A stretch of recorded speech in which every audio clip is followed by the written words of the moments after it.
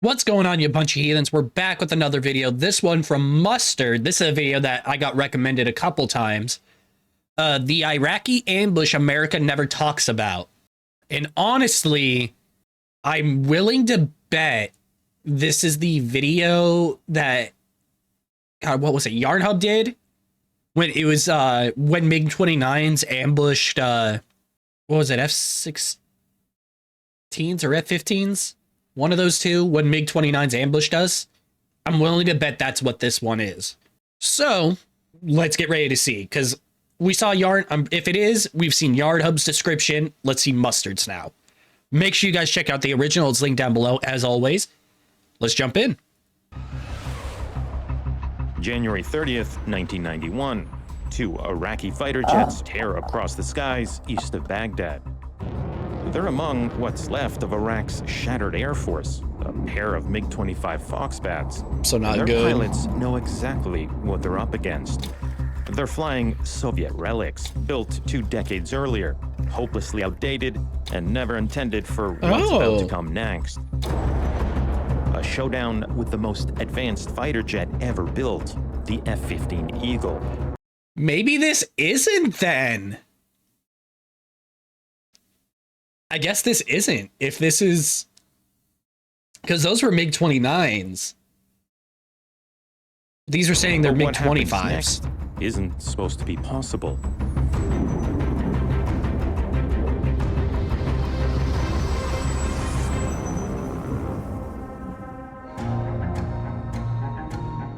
August 1990. Saddam Hussein commands the 4th largest military on Earth.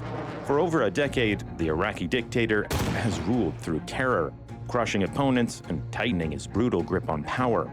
And now he sets his sights beyond Iraq's borders. On August 2nd, Saddam orders his tanks to storm neighboring Kuwait, a tiny Gulf nation sitting on valuable oil reserves. Kuwait's tiny army doesn't stand a chance, and the country falls within days. The invasion shocks the world.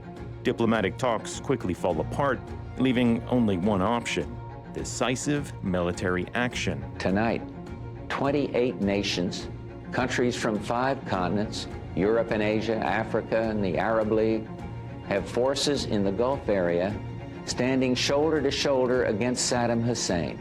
But Saddam doesn't back down. And now he'll have to face the... I'll give him that. That's fucking ballsy.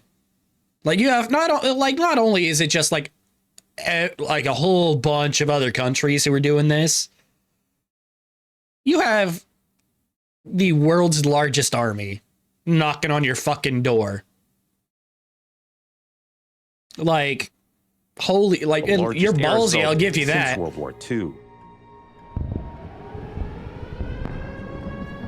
Within hours, Iraq is under siege. Hundreds of I've seen a lot of this footage before. Air defenses. Oh, that was cool.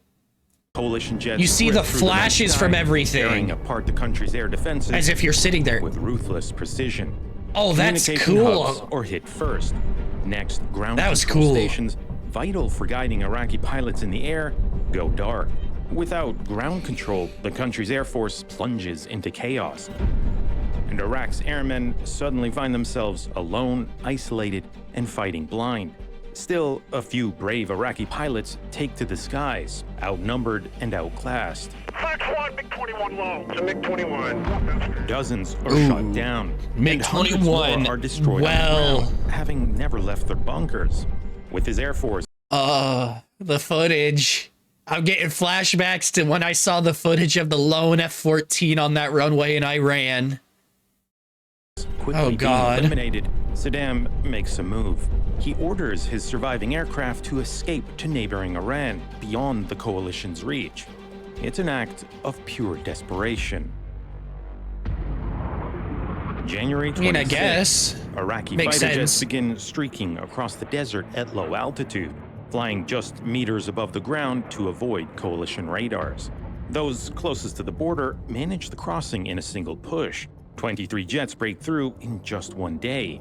But for those stationed further west, it's a dangerous gamble. They'll need to refuel near the capital, dodging coalition patrols along the way. and it doesn't take long for coalition forces to spot the movements. At first, they assume it's a mass defection of Iraqi pilots no longer willing to fight. But over the next few days, dozens more make the dangerous run for the border. Some are shot down, but many slip through. By January 28th, 82 Iraqi jets have already managed to cross into Iran. Oh, so we still didn't know why.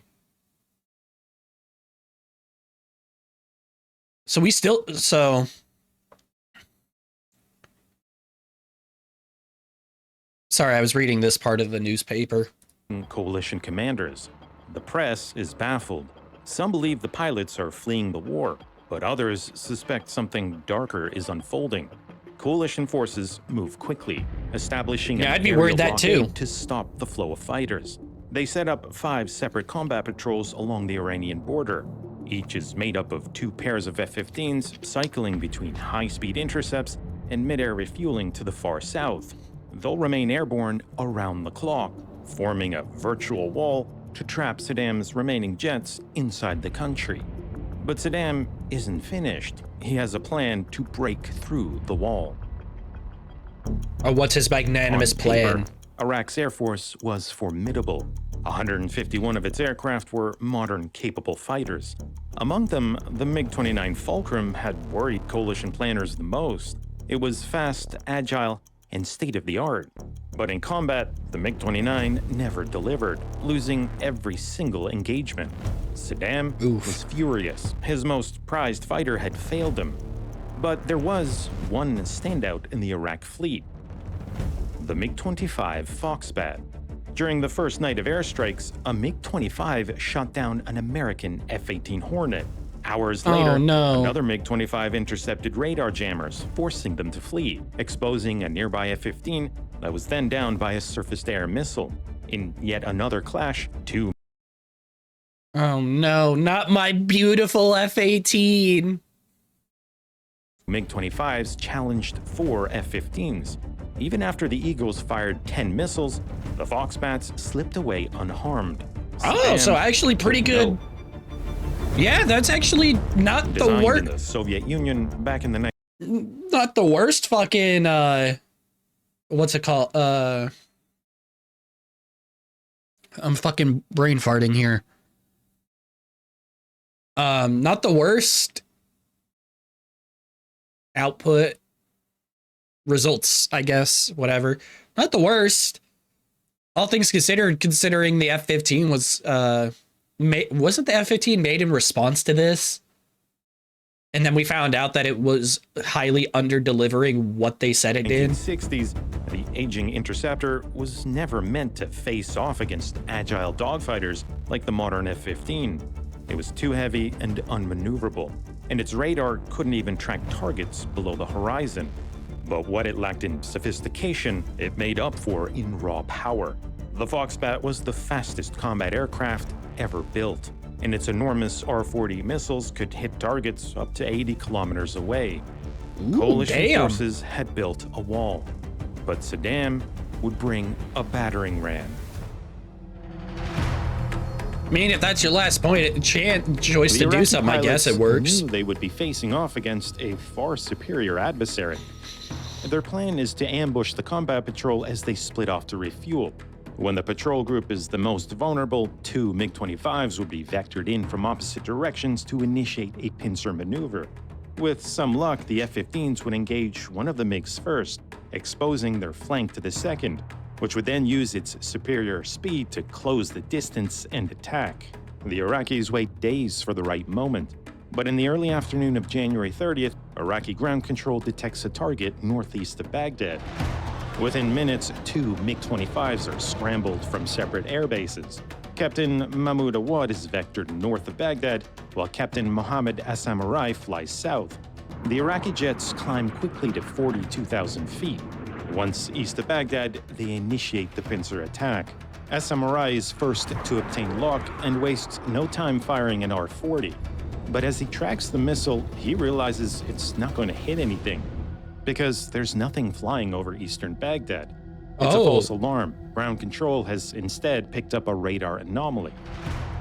But 500 kilometers to the south over Saudi Arabia, an American E-3 Sentry is closely monitoring the situation.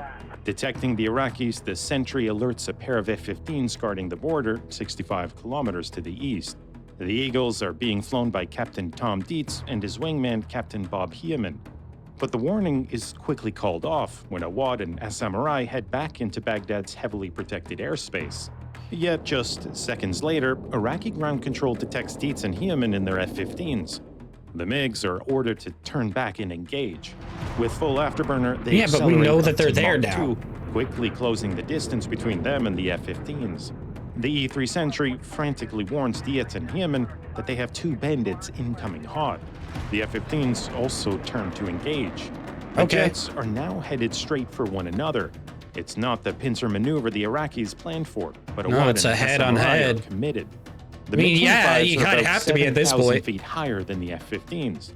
Lacking look-down capability, their antiquated radars are just barely able to track the F-15s. Heathen is first to get a lock and immediately fires an AIM-7 towards Samurai. But the missile doesn't light. Heathen quickly follows up with a second, but by this point the MiGs have also locked onto the F-15s. Fucking Returning the favor, AIM-7s! Samurai's Those shits fucking haunt me even in this. They haunt me in War Thunder on my F4. They haunt me in this. an R-40 towards Heathen. I really am not talking, am I? I feel very quiet today. To outrun the AIM-7 by turning Notch north. it. In doing so, And they're trying to notch. But his R-40 still explodes near Heathen, damaging the F-15's left engine. Meanwhile, Diaz attempts to engage Awad, but his first AIM-7 missile also fails to light. Diaz quickly fires a second, but it fails to detach. A third missile yet again fails to light. The situation goes from... How bad were AIM-7s? Were they really this bad at, like, lighting and shit? I wouldn't think so, but... When Diaz gets warning of an incoming R-40, he quickly breaks right into a defensive maneuver. Meanwhile, Heathen pursues Samurai, firing another AIM-7. But he's now being engaged by Awad. Realizing that he's vulnerable, Heathen drops chaff and flares and turns east to evade, while the AIM-7 heading towards Samurai times out. By this point, the Eagle because it doesn't have radar had lock. enough, and Diaz makes the call to bug out to the east, while the MiG-25s retreat west. The fight has more or less ended in a draw, with 2 Foxbats intact and 1 slightly damaged F-15. Returning from their tanker, a second pair of F-15s attempt to pursue, but Samurai and Awad return safely to their airfields. Against all odds, the Iraqi pilots had done the unthinkable, gone head-to-head with 2 of the most lethal fighter jets ever built, and made it out alive. The Iraqis that is had pretty... luck on their side. That is really fucking lucky. And it all came down to a bunch of AIM-7s just not doing their fucking job. Certain they'd shot down at least one of the F-15s. American officials dismissed the claim, denying that an F-15 had even been damaged. But behind the scenes, confidence had been shaken. Multiple missiles were fired against the MiGs without a single hit. But for Iraq, it was the last gasp. Saddam's surrender and the liberation of Kuwait would follow just weeks later, and the 100 or so Iraqi jets that had escaped into Iran would never return. Seized by the Iranians, they marked the end of Iraq's once formidable air force. So did the... I'm assuming... So that just makes me assume that the Iranians just fucking took them. Held firm. And the air battle over eastern Baghdad was a mere jolt, a reminder of how quickly surprise and strategy can shift the balance. December 14th, Ooh, F-105Ds.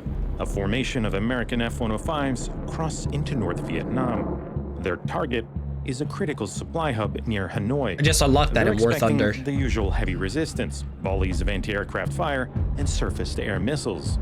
But today, the enemy has something else in store. I did it last week. Waiting to ambush the F-105s on the return leg are a group of new MiG-21 fighters. Agile, supersonic, and armed with lethal heat-seeking missiles, they're primed for the kill. And before the day is done, yet another F-105 won't make it home. I've been putting the finishing touches on my most ambitious project ever. A story of one of the most brilliant aerial deceptions ever conceived. I'm all planned here to for flip it. the air war over Vietnam in a single afternoon, orchestrated by Colonel Robin Olds, a legendary fighter ace who could outsmart the enemy at their own game. Oh, so yeah, we watched Fat Electrician's video What on started him. out as a typical Mustard project quickly spiraled into something way bigger, and it should have been finished weeks ago. But the deeper I dug, the better the story became. Every scene Ooh, I had to can't be wait for this perfect. one. I built 3D models from scratch, choreographed complex dogfights shot by shot, and dug through mountains of archival footage. 50 cinematic animations later, I'm finally nearing the finish line. And trust me, this one is worth the wait, and it's coming exclusively to Nebula. Ah, damn it. Nebula is where you can watch hours of That means I can't fucking upload it. God damn it. That sucks. exclusive I'm gonna Mustard leave this to videos play you through. won't find anywhere else. It's where I explore captivating stories 10 days behind ago, engineering marvels, it's his video. iconic I'm machines, gonna leave it to and go through. groundbreaking ideas that aim to reshape our world. Nebula isn't just another streaming service. This is a really good It's video, a though. platform dedicated to thoughtful, high really enjoyed it. documentaries, groundbreaking shows. So and no, unique I was fictional completely titles. wrong. I thought it would have On been the Nebula, one that I'm Yarn able Hub to did. go beyond No. what's possible on YouTube. Well, With and completely longer off, runtimes, deeper dives, wasn't and the it freedom at to all. build something truly cinematic without compromise. There's no pressure to chase algorithms, just the freedom then, to tell the stories I know you'll love, like my original on the legendary B-2 Spirit, where I cover the story of an aircraft I forget what I was going to so mention advanced afterwards. it could end wars before they even began.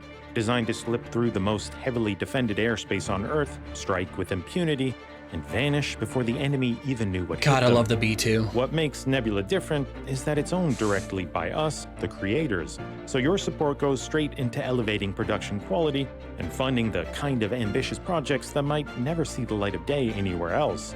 Whether it's Real Engineering's Battle of Britain series, Neo's Underexposure, or Love Red Real Atom's Engineering. by Real-Time History.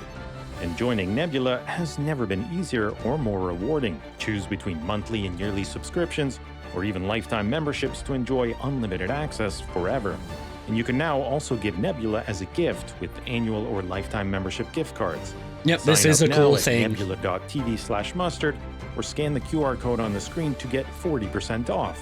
So you can enjoy Nebula for just $36 a year or $3 a month.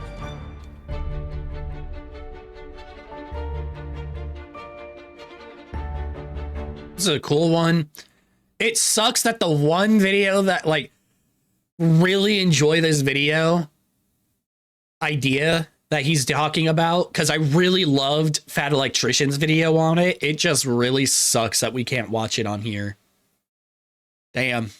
Well, that was the Iraqi ambush America never talks about by Mustard. And yeah, I can quite honestly say no one ever talks about it. I'd never heard of it before. And I want to know why the M7s just didn't launch. Like, that's my biggest fucking question. Make sure you guys check out the original, like, comment, subscribe, and until next time, take care of yourselves. See ya.